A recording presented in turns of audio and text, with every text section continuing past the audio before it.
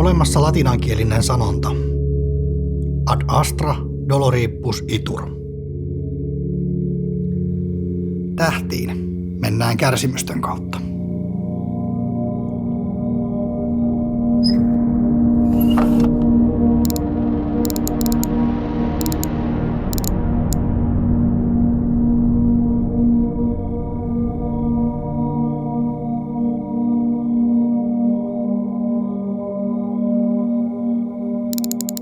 Kukaan vaan ei pysty lupaamaan, että kärsimys olisi tae menestyksestä. Lopulta jokainen meistä määrittää itse, kuinka paljon on valmis uhraamaan.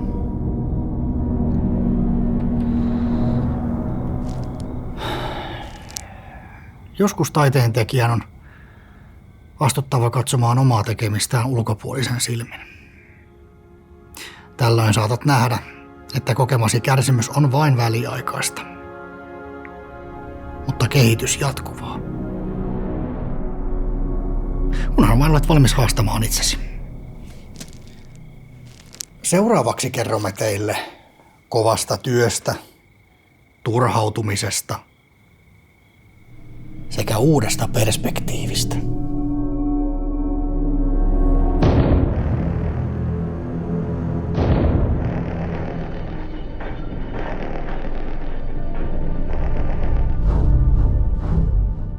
Vuoden 2014 alussa muutin Helsingin Katajanokalle.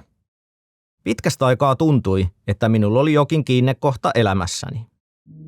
Suoritin työharjoitteluni ja sain tarvittavat opintopisteet valmistumiseen. Vaikka elämässäni tapahtui uusia asioita, keskeneräinen kontakti painoi yhä raskaammin harteillani. Mammuttimainen projekti oli kasvanut 6-osaiseksi lyhytelokuvasarjaksi, jonka tekemiseen olin kuluttanut lähes koko omaisuuteni. Kun tuli selväksi, että ulkopuolista rahoitusta ei saada, niin ei auttanut kuin niellä pettymys. Halusin auttaa tuotantoa muilla keinoin, joten tarjouduin kartoittamaan sopivia kuvauspaikkoja Tampereelta. Kiertäessäni ympäri kaupunkia etsien vanhoja rakennuksia tuntui vihdoin siltä, että pystyin vaikuttamaan konkreettisesti myös elokuvan sisältöön. Keväällä Aleksi sai pilotista ensimmäisen leikkausversion valmiiksi. Itselleni leikkauksesta paistoi esiin ongelma, joka oli päähenkilömälkiä. Ajattelin lopettaa työtä. En ymmärtänyt hahmon motiiveja, miksi tämä epäili vaimoaan ja miksi halusi erota työstään. Ikään kuin olisin hypännyt seuraamaan mälkiää keskeltä tarinaa. Versiosta puuttui kohtauksia ja paikoin tapahtumat etenivät todella nopeasti. Siinä oli kuitenkin hyvä tunnelma ja se antoi hyvän kuvan pilotin potentiaalista. Raakaleikkauksen näkeminen innosti meitä jatkamaan pilotin kuvauksia. Jermun tekemien etsintöjen perusteella päädyimme kuvaamaan silloisen Tampereen hoitajaopiston alueelle.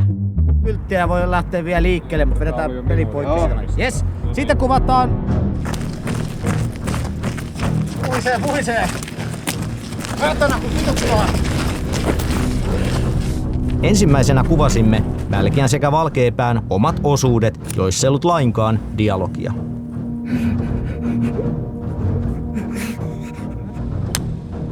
Johanna! Yksi vielä. Johanna! Se on niin jotain pimeä. Saakeli, kun oli hyvä kuulosta. Nyt oli hyvä meni. Yes. Viikon päästä tästä kuvasimme osuudet, joissa myös Veera Degerholm oli paikalla. Asko ja isä tulivat suoraan töistä paikalle. Nyt kohtauksessa oli paljon dialogia ja minua epäilytti, saisimmeko kaiken kuvattua aikataulussa. Ei me voida Veeraa makaa. Asko puki roolivaatteet ylleen ja käveli settiin. Kuka se on? Ennen kuin ehdin aloittamaan ohjaamista, näin kuinka Asko ja Veera alkoivat läpikäymään kohtausta keskenään omatoimisesti. Isä käveli vierelleni ja kertoi, että Asko oli lukenut repliikkejä koko illan töissä. Kamera kävi. Vaikka kontaktin kuvausvaihe oli pitkittynyt vuosia, niin sillä oli kuitenkin ollut positiivisia vaikutuksia. Sä et vaan ymmärrä mua. Asko oli kehittynyt sekä rutinoitunut näyttelemisen osalta. Kuvauspäivä päättyi ajallaan ja tämä oli samalla Veeran viimeinen kohtaus koko projektissa. Meiltä puuttui pilotista enää tehtaassa tapahtuva toimintakohtaus. Taka-ajo oli kuitenkin turvallisempi toteuttaa ulkona, joten päätin kuvata sen Tampereen VR:n huoltoalueella, josta olin aikoinaan hakenut Ratakiskot Valkeajärvi-lyhytelokuvaan.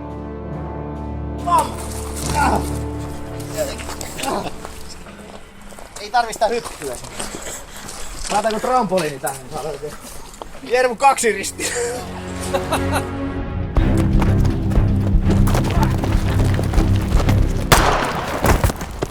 Ratapihakohtauksen tarkoituksena oli näyttää pilotin alussa Mälkiän työn raastavuus. Ja kuinka hän joutui likaamaan kätensä vasten tahtoisesti. Ja Juha, tuskaa ja olkaa hyvä! Kun pääsimme kuvaamaan Askon osuuksia, yllätyin ja samalla ymmärsin, että kohtaus ei toimisi tarinan alussa, kuten olin suunnitellut. Päätin kuitenkin jatkaa kohtauksen tekemistä löytyneellä ilmaisulla. Kylmää tuijotusta ja olkaa hyvä. Valkeapää, tee vähän semmoista, että sä et voi katsoa sitä. Sä välillä katot muuallekin. Mä en kestä tätä enää. Jälleen sattuman ja olosuhteiden takia saimme kuvattua potentiaalista materiaalia, joka olisi kuitenkin käytettävä uudella tavalla.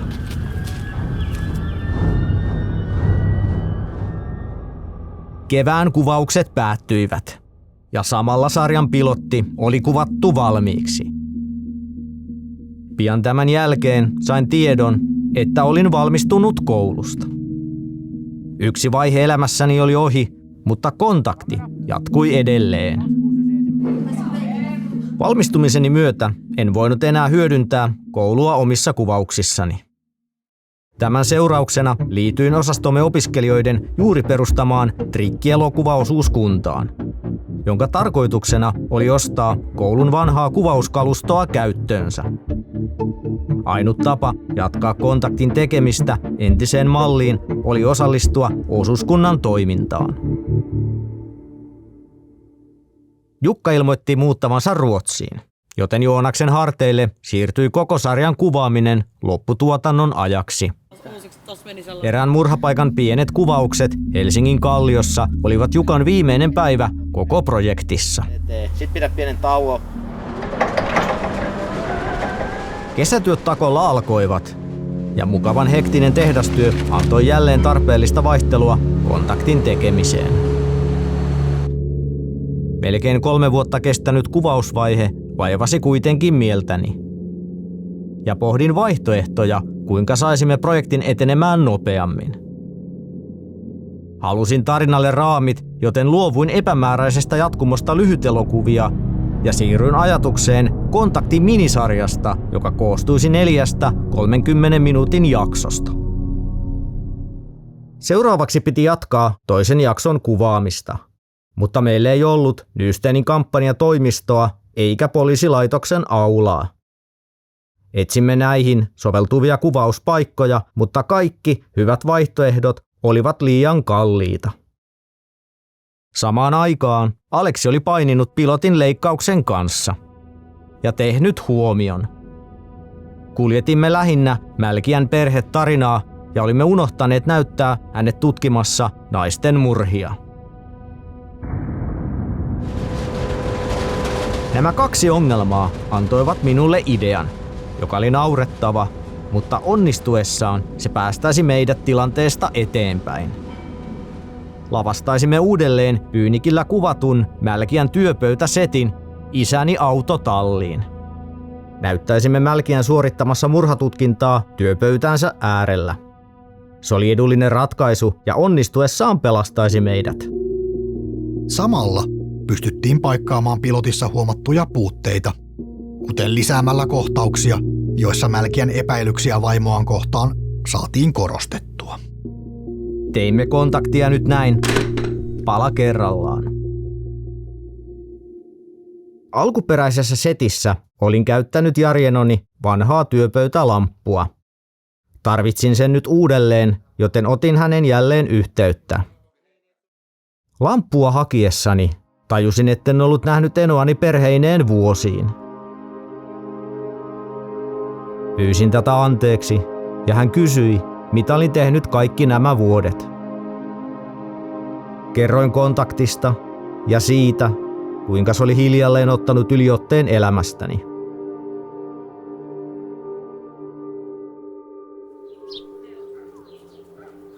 Tuntui vähän pettymykseltä siirtyä ammattimaisesta tekemisestä takaisin talliin kuvaamaan. Setti oli kuitenkin halpa ja tekeminen rentoa. Vain työryhmän pizzat maksoivat. Koska oli kesä ja lamput hehkuivat kuumina, nousi lämpötila tallissa yli 35 asteeseen.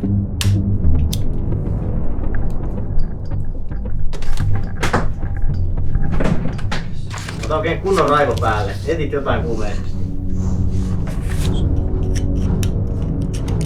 Vaan nyt on hyvä näköistä settiä Asko. Jaksaako Asko? Jaksa. Kiitos. Kuvasimme tallissa työpöydän lisäksi myös täydentäviä lähikuvia toisiin kohtauksiin. Sitten yritetään alkaa uudestaan tutkia. Kuvausten välissä työstin käsikirjoituksia ja ymmärsin, kuinka paljon kerrottavaa oli kuvaamatta tarinan lopusta. Päätin jakaa viimeisen jakson varmuuden vuoksi 2 osaan. Kontakti oli jälleen 5-osainen. Koska työpöytäkohtausten kuvaaminen autotallissa oli avannut uusia mahdollisuuksia, innostuin ajatuksesta sovittaa toisenkin jakson tutkintakohtauksia sinne. Näin tarve poliisilaitoksen aulalle poistui kokonaan. Otimme aikataulullisesti jättimäisiä harppauksia eteenpäin, kun keskitimme tutkintakohtaukset yhteen settiin. Artikkeli pois. Katso kaukaisuuteen. Kamera. Vaikka tahkosimme kovalla tahdilla uusia kohtauksia, niin samalla Aleksi kertoi, että hänellä oli yhä ongelmia leikkauksen kanssa. Kuvattua materiaalia ei kuulemma ollut tarpeeksi. Oli siis tehtävä jotakin. Oli kuvattava lisää. Leikkasimme, kirjoitimme, kuvasimme ja taas leikkasimme. Koska ajettiin 3 eri raiteella samanaikaisesti, niin tekemisestä oli tullut todella raskasta. Tuotantoporukan ilmapiirissä oli havaittavissa selkeää turhautumista. Käsispalaveritkin muuttuivat useamman tunnin istunnoiksi, sillä näkemyserot kohtausten sisällöistä alkoivat kasvaa dramaattisesti. Mihin? Kuvasimme Joonaksen kanssa ympäri Helsinkiä uusia kuvia. Toni, kuuntele! Vaikka stressi kasvoi, oli pakko jatkaa tekemistä.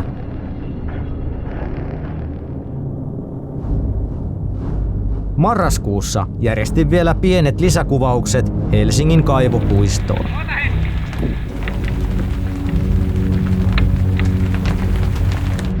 Lähtiessäni autolla Katajanokalta peruutin epähuomiossa sivullisen päälle.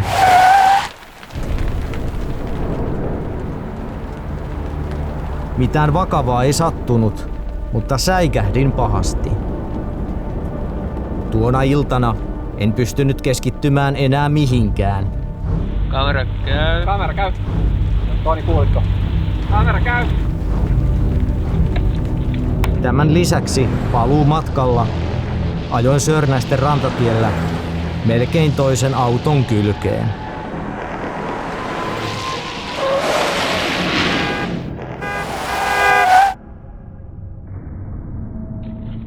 Minun oli pysähdyttävä.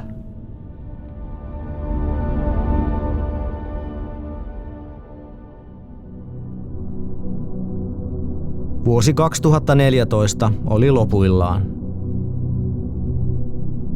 Elämästäni oli taas kulunut 1 vuosi. Vaikka olin yrittänyt kaikkeni kontaktin eteen, niin kalvava epätietoisuus projektin kohtalosta vaivasi mieltäni. Halusin jatkaa tekemistä, mutta paine alkoi olla mahdoton kestää. En muistanut enää aikaa ennen kontaktia.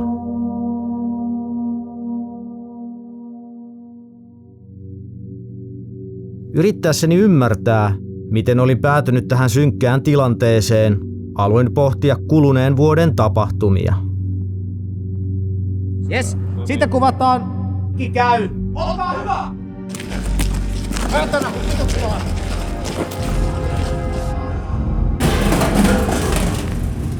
Sitten Raivoo ja olkaa hyvä! Okei, sitten kuvataan hiljaisuusääni. Samassa muistin enoni sanat, kun olin ollut menneenä kesänä hakemassa työpöytälamppua autotallikuvauksiin. Enoni muisteli, kuinka oli lapsena itse kirjoittanut tuon keltaisen lampun äärellä. Hän kysyi, muistinko sitä, kuinka isovanhemmilla hoidossa ollessani. Myös minä olin piirtänyt tuon kyseisen lampun valossa. Yhä vain uusia sivuja, jotka olivat kertoneet jotakin tarinaa. Niitä oli levitelty pitkin talon lattioita, ja kuvat olivat jatkuneet loputtomiin.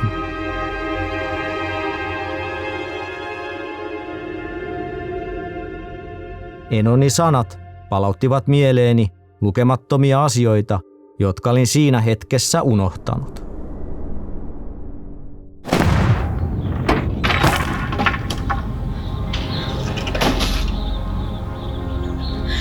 Yes. No mä teen kirjaa, semmoista paksua kirjaa. Mä kuvaan niin paljon kuin mahdollista. Kuvaus käynnistyy. Nyt.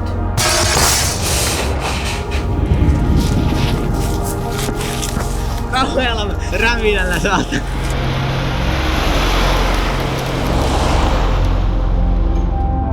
Hänen sanoistaan ymmärsin, että olin haluamallani polulla. Se, mitä nyt tein kontaktin kanssa, oli siis ollut aina osa minua. Kun näin tilanteen uudesta kulmasta, aloin ajatella myös tulevaa. Hankimme Hernesaaren telakka-alueelta huoneen työtilaksi sekä varastoksi. Yli 3 vuotta kestäneen kuvausvaiheen jälkeen kontakti oli tuonut meidät lopulta Helsingin eteläisimpään kärkeen.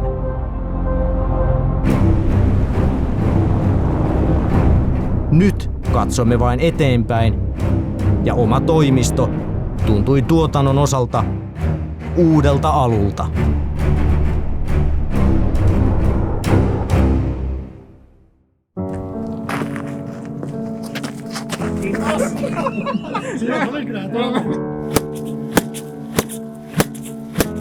Kiitos!